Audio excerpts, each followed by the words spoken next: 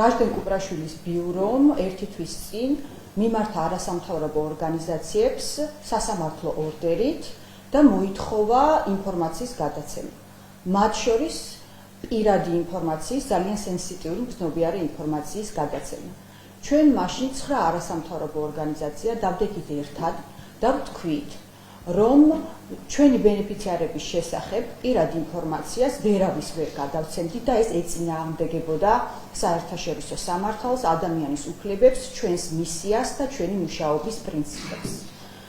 დღეს მინდა გაცნობოთ მნიშვნელოვანი სიახლის შესახებ. გაეროს ბავშვთა უფლებების დაცვის კომიტეტმა განიხილა რა ერთ-ერთი საქმე ჩვენი ბენეფიციარისა, არასრულწლოვანისა, მოუწოდა საქართველოს, რომ არ გაასაჯაროოს, არ გამოითხოვოს და არ გადასცეს ბავშვის შესახებ ინფორმაცია.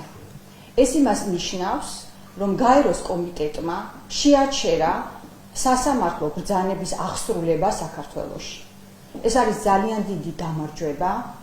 ამ გადაწყვეტილების შესრულებით უკვე საქართველოში დაცული არა მხოლოდ ერთი, არამედ ყველა ბავშვის უფლება და რაც მთავარია, ქართულმა არასამთავრობო ორგანიზაციებმა მოვახერხეთ დაგვეცვა ჩვენი ბენეფიციარების, ბავშვების და ქალების უფლებები.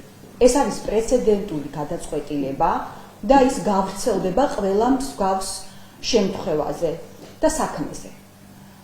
ამიტომ გილოცავთ ყველას და პირველ რიგში მინდა მივულოცო იმ არასრულწლოვანს, რომელმაც იბრძოლა საკუთარი უფლებებისთვის და დაიცვა არა მარტო თავისი უფლებები, არამედ სხვა ბავშვების უფლებები საქართველოში.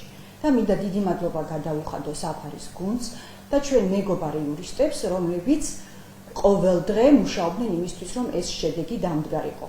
ჩვენ ცხადია ვაგრძელებთ ბრძოლას ჩვენი ბენეფიციარების, ქალების და ბავშვების უფლებების დასაცავად.